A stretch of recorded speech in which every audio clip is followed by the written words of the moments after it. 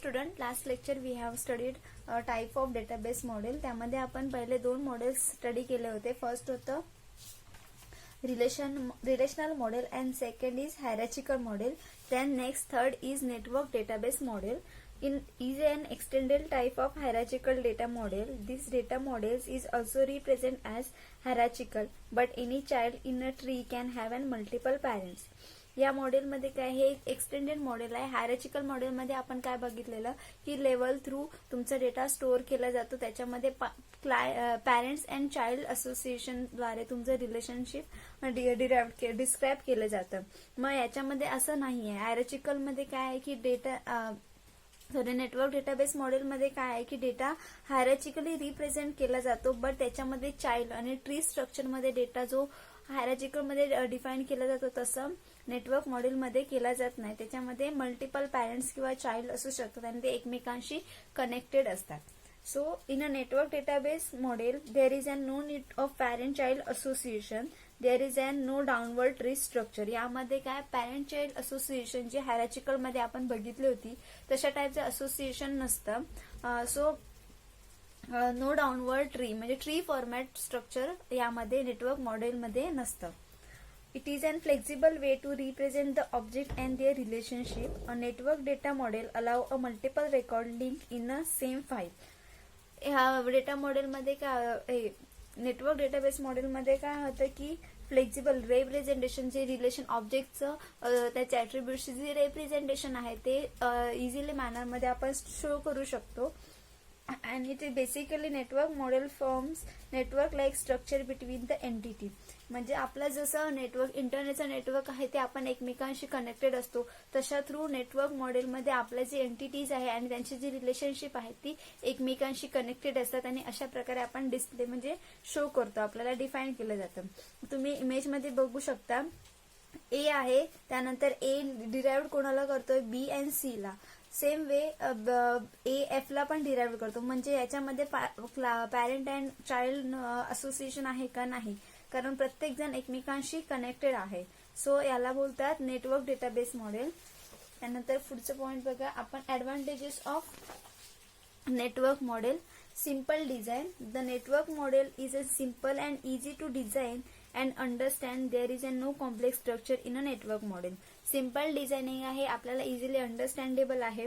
So त्याला हा एक ऍडव्हान्टेज आहे त्याचा. Second is capability to handle a relationship. The network model can handle the one to many, many to many relationship which is useful to develop a database. आपण relationship बघितले होते मागच्या लेक्चरला, कुठचे one to one to many, many to many, many to one, हे जे आहेत relationship त्याची हँडल करण्याची कॅपॅबिलिटी ही काय आहे, नेटवर्क मॉडेलची स्ट्रॉंग असल्यामुळे डेटाबेस डेव्हलपमेंटसाठी हे इझी होऊन जातं. And easy access. The data access is an easy and flexible than hierarchical data model. In a network model there is no hierarchy in an object and their relationship. Therefore, it is an very easy to access the data in a network model. Hierarchical data model मध्ये काय असतं की आपण parent child association द्वारा step by step level through तुमचे जे data आहे तो असाइन करतो. मग याच्यामध्ये काय, नेटवर्क मॉडेल असल्यामुळे आपण तसं पॅरेंट चाइल्ड असोसिएशन नाही करत. स्टेप बाय स्टेप डेटा आहे तो इम्प्लिमेंट न करता डायरेक्टली डेटा इम्प्लिमेंट करतो. तो सिंपल वेने तुम्हाला डिस्प्ले सुद्धा होतो. सो त्याच्यामुळे काय आहे की इझी ऍक्सेस करण्यासाठी डेटाबेस जो आहे नेटवर्क मॉडेलमध्ये तो ऍक्सेस करण्यासाठी खूप इझी असतो. Then next model is entity relationship model. Entity relationship ER model. ठीक आहे. In this describe the interrelationship thing of the interest in a specific domain of the knowledge. In ER model, the composed of the entity type and specifies the relationship that can be exist between the instance of those entity type. यामध्ये काय सांगितलेलं आहे की ER diagram entity relationship मध्ये काय, entity म्हणजे काय आपण मागच्या लेक्चरला बघितलं. एंटिटी म्हणजे पर्टिक्युलर तुमचा जो टेबलचे जे कॉलम नेम आहे ते म्हणजे तुमची एंटिटी असते. मग ER डायग्राम मध्ये काय केलं जातं, दोन एंटिटी मधले जे रिलेशनशिप आहे ते रिलेटेड ज्या थिंग्स एकमेकांशी कनेक्टेड आहेत ते डिस्क्राईब करण्याचं काम कुठे केलं जातं, एंटिटी रिलेशनशिप मॉडेलमध्ये. यामध्ये तुम्ही बघू शकता इथे डायग्राम मध्ये टीचर आहे. टीचर ही तुमची एक एंटिटी आहे. त्याचे ऍट्रिब्यूट्स काय आहेत, टीचर ID, नेम, प्रत्येक टीचरला त्याचा आयडी असेल आणि त्याचं नेम असेल. And teacher teach the student. Student ही दुसरी आपली एंटिटी आहे. स्टुडंट आयडी, स्टुडंट नेम हे त्याचे ऍट्रिब्यूट्स झाले. आणि त्या दोघांची रिलेशनशिप काय आहे, प्रत्येक स्टुडंट टीचर हा स्टुडंटला टीच म्हणजे शिकवतो. मग हे काय झालं, त्यांच्यामधलं रिलेशन झालं टीचर्स. मग एंटिटी रिलेशनशिप डायग्राम समजलंय तुम्हाला. दोन एंटिटी मधलं जे रिलेशनशिप आहे ते एक्सप्लेन आणि मेंटेन करण्याचं काम कोण करतं, एंटिटी रिलेशनशिप मॉडेल. ठीक आहे, त्याचे ऍडव्हान्टेजेस बघूया आपण. First is simple design. ER model is a simple and easy to design. It show in a logical view of the data and it is is relationship. This model easy to understand. यामध्ये काय आहे, easily आपल्याला ते ऍट्रिब्यूट्स आहेत, त्याचे entity आहे, आपल्याला समजण्याजोगे असतात आणि त्यांची जी रिलेशनशिप आहे ते पण आपल्याला समजतं. त्याच्यामुळे काय, सिम्पल डिझाईन करण्यामध्ये काही कॉम्प्लेक्सिटी आपल्याला येत नाही. And effective representation. याचं रिप्रेझेंटेशन हे काय आहे, इफेक्टिव्ह आहे. The presentation of entity relationship model is a very simple and effective. The programmer and designer can easily understand the flow of system by referring the ER model. आपण जेव्हा पुढे तुम्हाला आता लास्ट इयरला जाऊन प्रोजेक्ट बनवायचे, प्रोजेक्टमध्ये तुम्हाला मॉडेल्सचे डायग्राम्स डिफाईन करावे लागणार. सो ते जे मॉडेल्सचे डायग्राम्स डिफाईन करतात त्याच्यामध्ये ER डायग्राम म्हणजे तुमचा जो सॉफ्टवेअर आहे त्याचा फ्लो कशा प्रकारे म्हणजे तो कशा प्रकारे एक्झिक्यूट होतो, त्याचे वर्किंग कसं आहे ते डिफाईन करण्यासाठी तुम्हाला ER डायग्राम, ER मॉडेल हे डिफाईन करावं लागणार. मग त्याच्या थ्रू तुम्हाला काय होतं की अंडरस्टँडिंग व्यवस्थित अंडरस्टँड होते की तुमचा डेटा फ्लो कसा चाललाय. ठीक आहे. And next advantage is connected with the relational model. Relational model तुम्ही शिकलात. रिलेशनल मॉडेलमध्ये काय असतो की तुमचा जो डेटा आहे तो टेबल फॉर्मॅटमध्ये रोज अँड कॉलममध्ये स्टोअर असतो. मग सेम एंटिटी रिलेशनशिप डायग्राम ही टेबल तुमचे रिलेशनल मॉडेलशी कनेक्टेड असतं आणि त्याच्यातला तो डेटा फेच करून तुमचा ER मॉडेलमध्ये तुमचं डिफाईन केलं जातं रिलेशनल मॉडेल. ठीक आहे. हे झाले advantages of entity relational model. त्यानंतर fifth is object oriented database model. Object oriented database model is nothing but the collection of object or element and its methods. Object oriented language तुम्ही शिकलाय. त्याच्यामध्ये काय केलं जातं, it is a collection of object. त्याच्यामध्ये तुमचं जे object आहे ते कलेक्ट केले जातात आणि त्यांचं जो ऑब्जेक्टचे जे काही प्रॉपर्टीज आहेत किंवा जे काही मेथड्स आहेत ते तुम्हाला डिफाईन केले जातात ऑब्जेक्ट ओरिएंटेड लँग्वेजमध्ये. मग सेम वे ऑब्जेक्ट ओरिएंटेड डेटाबेसमध्ये सेम आहे. तुमचे जे डेटा आहेत, ऑब्जेक्ट्स आहेत ते कलेक्ट करून त्याचे जे मेथड्स आहेत, त्याचे एलिमेंट्स आहेत, ज्याचे ऍट्रिब्यूट्स आहेत ते तुम्हाला स्टोअर करण्यासाठी object oriented database model use केलं जातं. Now a day all advance programming language support the concept of object oriented programming. This model is based on object-oriented palindrome. This palindrome is defined for the database. जसं object oriented language तुम्ही शिकला आहात, वेगवेगळे ज्या object oriented language कुठल्या आहेत, C++, जावा, C# या सगळ्या ऑब्जेक्ट ओरिएंटेड लँग्वेजेस आहेत. मग त्या जशा प्रकारे वर्कआउट करतात, सेम वर्कआउट करतात ऑब्जेक्ट ओरिएंटेड मॉडेल. पण ते कशासाठी, ते तुम्ही प्रोग्रामिंग लँग्वेजसाठी यूज करता, पण हे मॉडेल आहे ते डेटाबेससाठी यूज केलं जातं. सो आपण त्याचे advantages of object oriented data model बघूया. First is support inheritance. जसं ऑब्जेक्ट ओरिएंटेड लँग्वेज इनहेरिटन्सला सपोर्ट करते, मल्टी लेवल हायरार्चिकल इनहेरिटन्स, तशा प्रकारे ऑब्जेक्ट ओरिएंटेड डेटा मॉडेल सुद्धा सपोर्ट करतं इनहेरिटन्सला. त्यानंतर next is encapsulation. This model becoming more flexible. Encapsulation म्हणजे काय, इनकॅप्सुलेशन मध्ये काय केलं जातं की डेटा इनकॅप्सुलेट केला जातो, बाइंड केला जातो. सेम वे डेटा मॉडेल या डेटाबेस मॉडेलमध्ये सुद्धा आपला जो डेटा आहे तो बाइंड केला जातो आणि एका पर्टिक्युलर प्लेसला स्टोअर केला जातो. It can bind each class and with its attribute and functionality. Same तुम्ही जसे ऑब्जेक्ट ओरिएंटेड लँग्वेजमध्ये ऑब्जेक्ट घेता, त्याचा क्लास क्रिएट करता, क्लासमध्ये तुमचे मेथड्स असतात, त्याच्या प्रॉपर्टीज असतात. सेम वे इथे सुद्धा डेटाबेसचे जे काही क्लासेस ॲट्रिब्यूट्स आहेत, त्याचे जे काही त्या पर्टिक्युलर ऑब्जेक्टची जे काही फंक्शनॅलिटी आहे ती स्टोअर करून ठेवण्याचं काम, बाइंड करण्याचं म्हणजे काय, एकत्रितपणे स्टोअर करून ठेवण्याचं काम ऑब्जेक्ट ओरिएंटेड डेटा मॉडेल करतं. ठीक आहे, तुम्हाला हे मॉडेल समजलं असेल. त्यानंतर next is physical data model. The description of the data storage in a computer in the form of information is provided by the physical data models. Physical data model shows the table structure which includes the column name, column data, constant, relationship between the table. Physical data models defines all the component of the logical database. Physical data models, physical म्हणजे physically तुमचा जो data आहे त्याचे data type कोणता आहे, किती number of data तुम्ही store केलाय, त्याची जी सगळी इन्फॉर्मेशन आहे ती फिजिकल डेटा मॉडेलमध्ये स्टोअर केली जाते. त्याच्यामध्ये तुमचा लॉजिकल जो डेटा, तुमचे जे काय कंपोनंट आहे त्याची जी काय लॉजिकल इन्फॉर्मेशन आहे ती सगळी जी काय आहे ती फिजिकल डेटा मॉडेलमध्ये स्टोअर केलेली असते. त्याच्या पुढे बघा, advantages of physical model can be specify all the tables and columns using a physical model. आपले जे टेबल्स आहेत त्याचे कॉलम्स, टेबल्स अँड जे काही कॉलम्स आहेत टेबल्समध्ये, रोज अँड कॉलम्स ते फिजिकल मॉडेलमध्ये स्पेसिफाय केले जातात.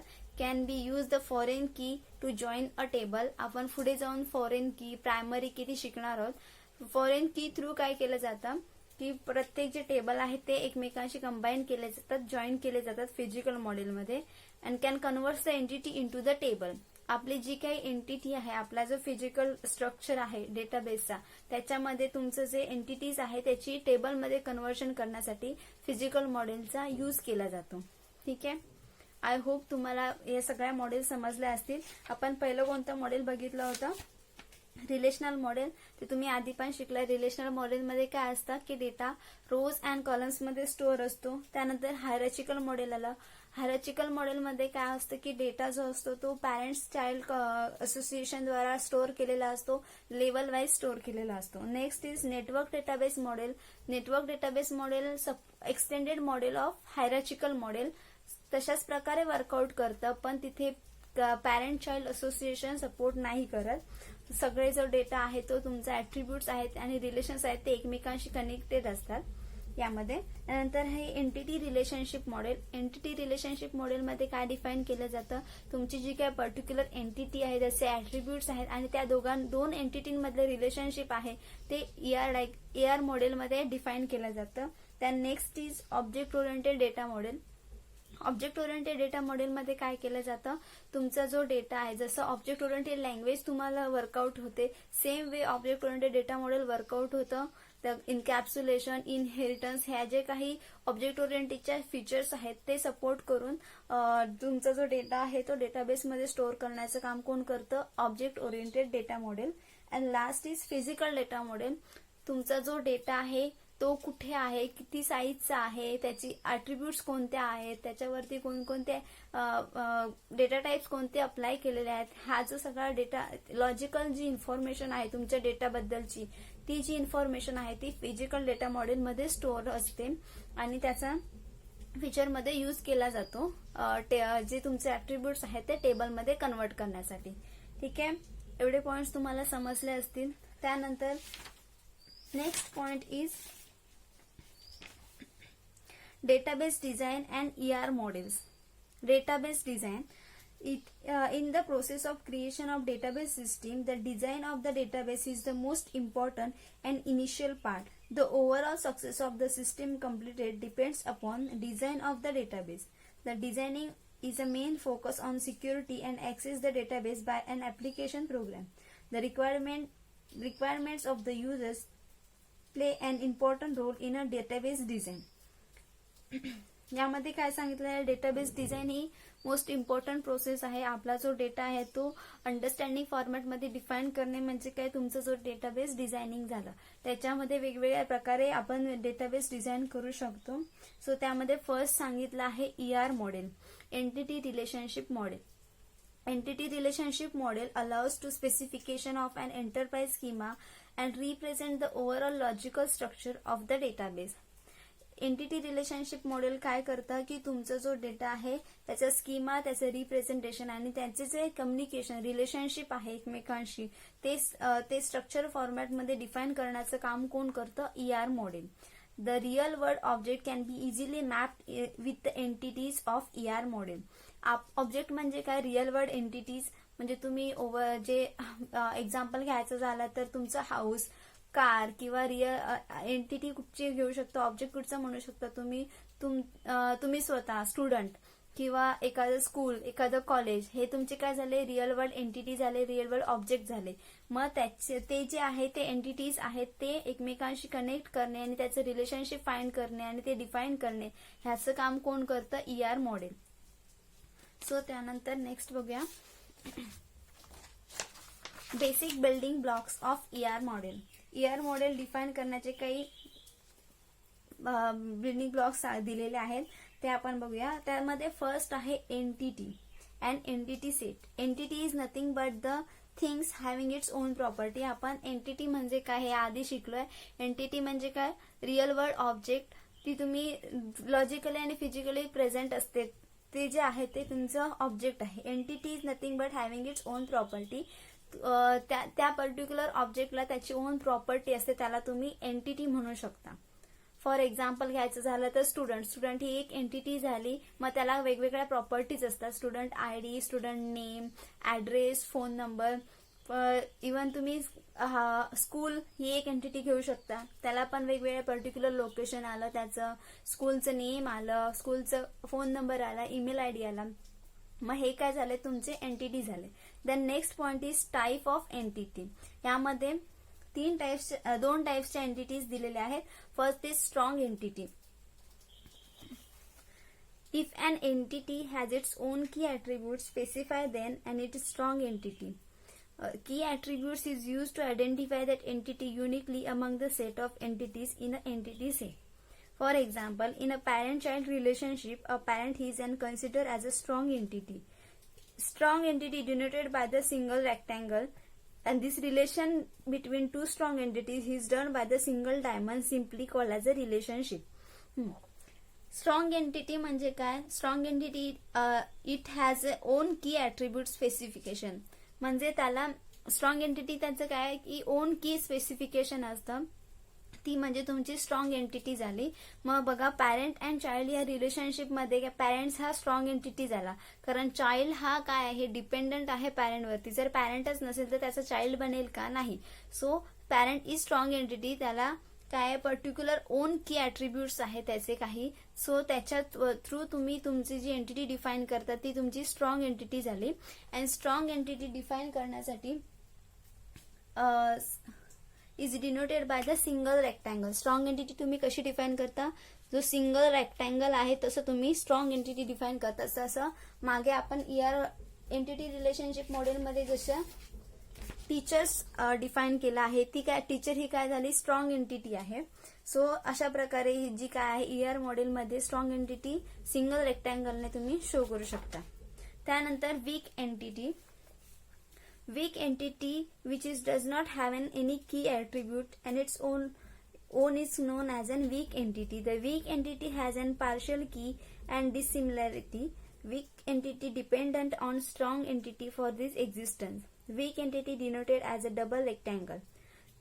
वीक एंटिटी म्हणजे काय, जी डिपेंडंट आहे आणि त्याला पर्टिक्युलर प्रायमरी त्याची जी की ॲट्रिब्यूट्स आहे त्याला त्याची पर्टिक्युलर की ॲट्रिब्यूट्स नसते, त्याला वीक एंटिटी आपण डिफाईन करू शकतो. आणि वीक एंटिटी डिफाईन कशा प्रकारे केली जाते, weak entity denoted by with the double rectangle. अशा प्रकारे आपण डिफाईन करतो वीक एंटिटी डबल रेक्टँगल.